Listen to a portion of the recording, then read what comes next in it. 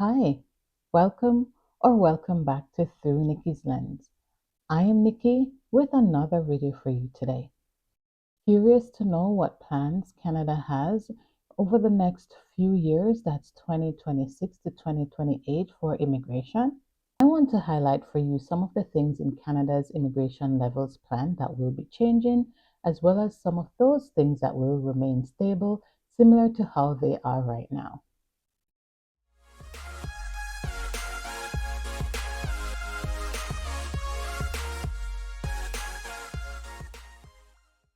Let's get into the video.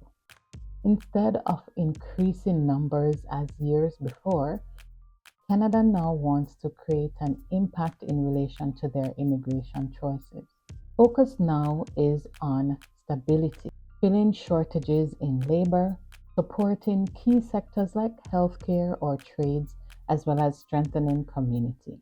Canada wants to get approximately 380,000 permanent residents in Canada for 2026, and that is a slight reduction from this current year in 2025. So the biggest changes that we'll be seeing going forward is in the temporary residence in Canada, and the focus is to move away from the high number of international students and foreign workers that are currently in the country. So focus will be on persons that are already inside of the country transitioning to permanent residency. And I want to bring to you, and I'll be looking on my screen just to highlight some of the targets that Canada has outlined for the next few years. So, just as an example, the categories are permanent residents, international students that are new arrivals, and temporary foreign workers, also new arrivals. So in the year 2025, they targeted 395,000 permanent residents, but there will be a slight decrease of 4% in 2026, and that will go down to 380,000, as I mentioned before. International students for 2025, the target was 305,000. That will have a sharp decrease of 49% down to 155,000. Similarly, you will see a sharp decrease of 37% of temporary foreign workers. Those are newly admitted temporary foreign workers, down from 365,000 in 2025 or 2025 to 230,000 in 2026. I also want to highlight that in 2026, most permanent residents will come from economic programs, and these include PNPs and express entry. So the target is about 63% of persons becoming permanent residents through the economic programs. There is a 22% family reunification target and a 15% of humanitarian target through those humanitarian programs. So, what I want to highlight is the fact that the priority would be the express entry and the provincial nomination programs. So if persons are already in Canada, and even if you are not inside of Canada, then your focus should be on express entry or provincial nomination or even the rural programs. And I want to also just highlight the fact that, as I mentioned before, there will be a shift from admitting more temporary residents into the country and having more permanent residents. So, what does that mean for you if IRCC is choosing to admit less temporary residents? Those are international students as well as temporary foreign workers, including spouses of those international students. So that means that there will be more competition for persons to become permanent residents of Canada. And the plan is to basically strengthen the chances of persons becoming permanent residents. So I will insert another table that talks about three stages. Stage one is the target, as there will be a reduced entry of temporary residents. And the advantage in this instance would be that persons that are already here would need to gain more Canadian work experience so they have a better chance at becoming permanent residents, either through express entry or through the provincial nomination and other programs. So the other stage is the transition from temporary residence to permanent residency.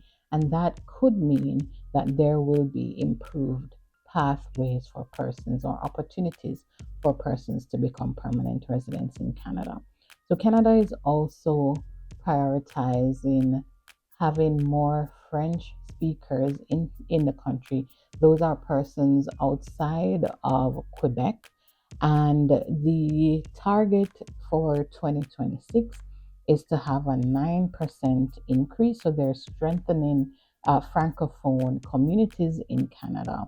In 2027, there will be a 9.5% increase. So there's a gradual yearly increase being noted. In 2028, there's a 10.5%.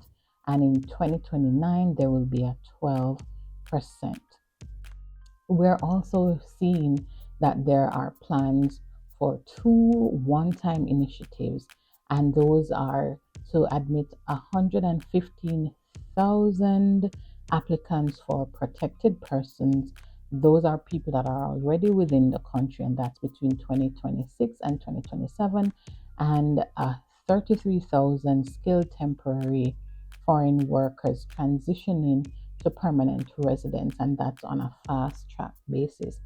So there is speculation that there might be another TR to PR program. In 2021, there was a mass influx of persons that were already in Canada. Those are international students and temporary foreign workers transitioning to permanent residency through a one time program that admitted a great number of persons. So there is a speculation that that will happen again. And what does that mean is that if you're already in Canada, you need to take every step possible that is feasible to become a permanent resident. So look into more pathways that might be available to you. Why is Canada limiting their numbers? So, based on the immigration levels plans, the reductions are a matter of sustainability and not just to reject applications. So, Canada's population, as persons would have realized, grew significantly over the past few years because of COVID, and there were shortages of workers in the country at the time. And because of that, a lot of temporary measures were introduced where international students were coming into the country at a high rate, as well as there were persons transitioning from temporary residence to permanent residency. And there were also spouses coming in, spouses of the international students coming in as temporary foreign workers. And you can imagine, and as you've been hearing constantly, is that those put pressure on so many things, including housing, healthcare, and the infrastructure. And as a result, Canada has now taken steps to do reductions. So temporary residents will, the target is to have less than 5% of temporary residents inside of the country. And for permanent residents annually, is a target to have less than 1%. And that's in terms of the share of the population. You might be wondering now, what can I do to ensure that I'm included in the numbers in this new target for Canada's immigration plan, that's 2026 to 2028. There are certain things that you can do to ensure that you're included in that number. These things may include focusing on skills that are in demand. So, in times past, some students might have come, and I'm guilty, come to Canada because programs are popular. So, I studied and I did an MBA, that's a master's in business administration. So, right now, the focus should be on the areas that are in demand in Canada that have shortages in workers. So, we're talking about the trade sectors, and there are so many occupations within that sector. We're also talking about healthcare. They need doctors, they need more nurses, they need healthcare professionals, and so forth.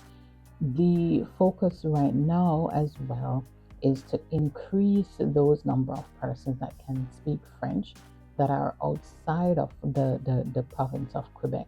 So learning French is one thing. Sharpening your French ability is another thing that you can do.